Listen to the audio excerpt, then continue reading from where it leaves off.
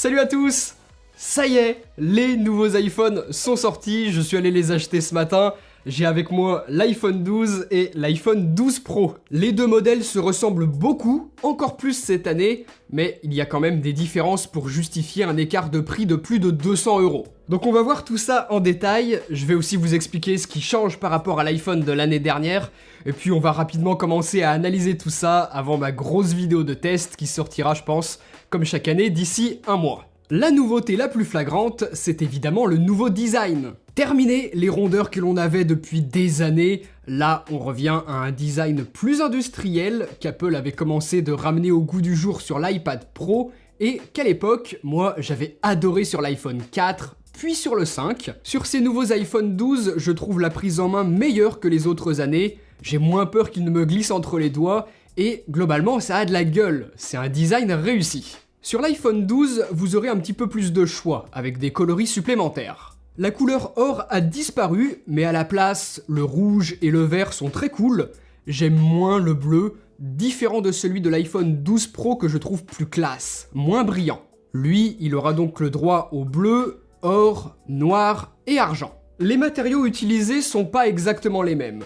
C'est de l'acier inoxydable sur l'iPhone 12 Pro, alors que l'iPhone 12, lui, se contente d'aluminium. Ça le rend plus léger de quelques grammes, et c'est vrai que lorsque l'on a les deux en main, on ressent un petit peu la différence, et je remarque aussi qu'il prend moins les traces de doigts sur la tranche. Et enfin, il faut savoir que les deux sont plus résistants aux rayures de l'écran et aux chocs que les iPhones de précédente génération, grâce cette année à un nouveau traitement. Comme je vais pas m'amuser à les fracasser par terre pour vérifier, j'ai des collègues qui font ça bien mieux que moi, c'est sur la durée qu'on verra si ça fait une réelle différence ou pas, mais en tout cas sur le papier c'est cool. Sinon, sur les deux, c'est exactement la même taille d'écran, 6,1 pouces, et la même taille de smartphone.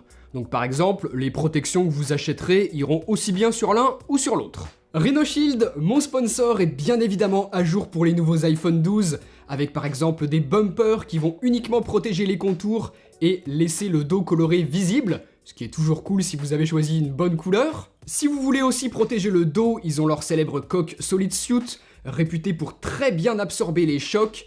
Là, c'est un modèle très classique que j'ai, mais je vous avais très souvent parlé de modèles customisés qui sont très cool. Rhino Shield a énormément de design et de collections qu'il renouvelle très régulièrement en plus, donc je vous laisserai aller regarder sur le site internet, voir s'il y a quelque chose qui vous convient, sachant que ça n'existe pas que pour iPhone, il y en a aussi pour plein d'autres smartphones, et également des accessoires comme par exemple des protections pour les AirPods. Si vous voulez vous équiper, comme d'habitude, vous avez un lien en description de vidéo et mon code juste ici qui vous offre 10% de réduction sur la totalité de votre panier. Donc profitez-en. Sur ces deux nouveaux iPhones, même taille d'écran, même technologie puisque c'est de l'OLED, mais une luminosité maximale qui monte un petit peu plus haut sur le 12 Pro. Le processeur, lui, est le même sur les deux modèles, ils sont tous les deux compatibles 5G, même batterie, mais il y a une différence au niveau de la mémoire vive, 4 Go sur le 12 et 6 sur le 12 Pro. Donc on verra bien lorsque je les aurai un petit peu plus utilisés, mais honnêtement je pense pas que ça fasse une grosse différence à l'utilisation. iOS est déjà très bien optimisé, et cette différence de mémoire vive, elle va surtout permettre à l'iPhone 12 Pro de faire plus de choses en photo. Principalement du traitement en temps réel que l'iPhone 12, lui, ne sera pas capable de faire. Je vous expliquerai ça un petit peu plus tard dans la vidéo, puisque vous allez vite le comprendre, si vous hésitez entre l'un et l'autre, c'est au niveau de vos attentes en photo que vous allez devoir faire un choix. La grosse différence entre les deux modèles, elle se situe là. Sinon, à part ça, les deux vont pouvoir profiter du MagSafe, cette technologie d'aimant pour faire contact entre l'appareil et le chargeur. J'adorais ça sur les MacBooks parce que ça évitait de fracasser l'ordinateur par terre lorsque quelqu'un se prenait les pieds dans le câble. Donc sur le principe, je suis très content qu'Apple le propose sur iPhone. Yeah, bitch! Magnets! Oh! Ça se connecte en une seconde et ça permet une recharge 2 fois plus rapide de l'iPhone 12 que ce que serait capable de faire un chargeur chic classique. 15 watts au lieu de l'habituel 7,5 watts. Vu que la connexion se fait par magnétisme, on est certain que les bobines sont pile poil bien alignées l'une avec l'autre, et du coup, logiquement, il y a bien moins de déperdition de la chaleur qu'avec une charge sans fil classique, donc franchement, c'est plutôt malin. À côté de cette recharge plus rapide, et sur le papier moins consommatrice d'énergie, même si ça reste à vérifier, Apple a également ouvert cette technologie à d'autres constructeurs pour qu'ils puissent proposer des accessoires compatibles. Pour le moment, c'est normal, il y en a très peu et l'utilité est même très discutable pour la plupart. Mais dans le futur, ça risque d'être très intéressant et d'ouvrir de nouvelles possibilités pour l'iPhone. Peut-être une sorte de modularité. On verra bien. Ah, et tiens, puisqu'on parle de charge, on va maintenant aborder le sujet qui fait tant débat depuis les annonces d'Apple. Comme ils sont obligés par la loi européenne à fournir des écouteurs dans la boîte, on en a, mais par contre, ils ont enlevé le chargeur. Fini, il n'est plus fourni avec l'iPhone. On a uniquement le câble Lightning vers USB-A et le guide de démarrage. Rien d'autre. La justification à ça, c'est l'écologie. Apple estime qu'avec tous les appareils électroniques que l'on a, on a forcément déjà plein de chargeurs chez nous, qu'il est donc pas forcément nécessaire d'en mettre un dans la boîte, puisque très souvent il va y rester, on va déjà se servir de ceux que l'on a. Donc ça évite le gaspillage. C'est pour les gens qui ne sont pas déjà équipés d'un chargeur puissant, rapide, qui auraient aimé en avoir un dans la boîte de l'iPhone 12, qu'on peut imaginer que ça pose un problème. Mais ça, c'était si Apple avait l'habitude de nous fournir de bons chargeurs dans la boîte de ses iPhones, non? Parce que désolé, ça a jamais été le cas. Sur énormément d'iPhones, notamment l'iPhone 11 de l'année dernière, on avait ce chargeur 5 watts complètement honteux en 2020. Et même sur les modèles Pro, on avait certes un chargeur meilleur, mais pas suffisamment puissant pour profiter à fond de la charge rapide dont est capable l'iPhone.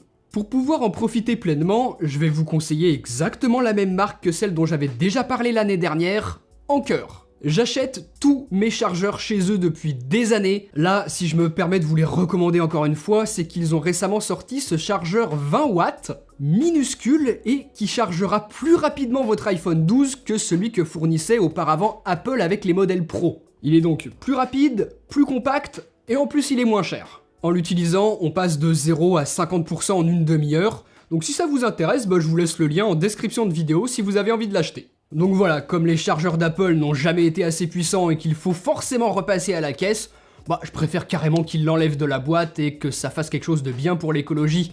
En fait, c'est pas cette année qu'il faut râler sur Apple, c'est pas cette année qu'ils nous prennent pour des cons, c'était toutes les années précédentes avec leurs chargeurs nuls. À vous de voir en fonction de ce que vous avez déjà chez vous. Par exemple, si vous avez un MacBook ou un iPad, les chargeurs sont très bons. Par contre, vous ne pourrez pas utiliser le même câble. Et ce qui me fait encore une fois regretter qu'Apple ne soit pas, cette année encore, passé à l'USB-C sur ses iPhones. Je vais pas vous le cacher, je suis déçu, j'en ai marre qu'Apple persiste avec ce port Lightning. J'avais pas acheté d'iPhone depuis l'iPhone 10, je voulais renouveler cette année en espérant avoir de l'USB type C, mais non, toujours pas.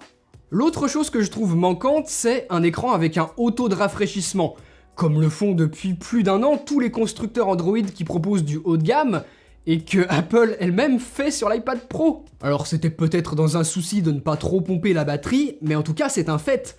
On n'a pas de 120 Hz, ni même de 90 Hz, on sera à 60. Heureusement tout de même qu'iOS est toujours l'OS mobile le plus fluide, avec des animations parfaitement pensées, donc à mon avis on n'aurait pas autant ressenti la différence que lorsque les constructeurs Android ont fait ce changement. iOS 14 est super fluide, si vous n'avez jamais goûté à un haut taux de rafraîchissement ça vous choquera absolument pas, mais quand même, sur des smartphones qui tournent autour des 1000 €, franchement ça fait tâche. Et enfin, l'autre chose que j'aurais aimé sur ces iPhone 12, c'est qu'Apple trouve le moyen de réduire l'encoche qui intègre le module pour Face ID, pour la sécurité du déverrouillage et des paiements avec reconnaissance de notre visage. C'est une technologie géniale, qui reste encore aujourd'hui unique à l'iPhone, et moi j'adore ça, je trouve vraiment que c'est la manière la plus transparente de sécuriser son appareil, mais quand même, iPhone 10, iPhone 10S, iPhone 11 et à présent iPhone 12, ça fait 4 générations d'iPhone que cette encoche reste inchangée.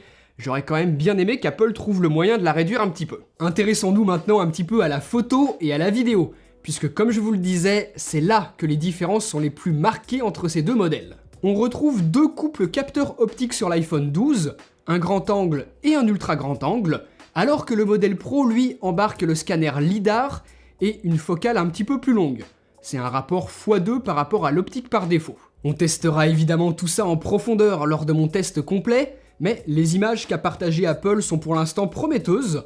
Le mode nuit par exemple fonctionnera sur tous les capteurs, même avec la caméra frontale, donc sur le papier, ça a l'air très intéressant. Par contre, je vous le disais tout à l'heure, plus de mémoire vive sur l'iPhone 12 Pro, ça lui permet de profiter de fonctionnalités de traitement logiciel en temps réel qui, malheureusement, ne sont pas disponibles sur l'iPhone 12. Par exemple, utiliser le mode portrait et le mode nuit en simultané, l'iPhone 12 Pro en est capable, pas l'iPhone 12. Même chose pour le RAW en photo, qui n'est d'ailleurs pas disponible tout de suite, donc je vous en reparlerai plus tard lorsque je l'aurai réellement testé, je vous expliquerai tout ça. Pour ce qui concerne la vidéo, comme on pouvait s'y attendre, Apple n'a pas joué à la course aux chiffres en voulant absolument proposer de la 8K comme l'ont fait certains constructeurs Android, mais pourtant, l'iPhone va bel et bien continuer d'être le meilleur smartphone pour faire de la vidéo, avec une stabilisation encore améliorée, mais surtout la possibilité de filmer en Dolby Vision, un format HDR. Je vous détaillerai tout ça lorsque je sortirai mon test, mais là, pour vous le résumer grossièrement,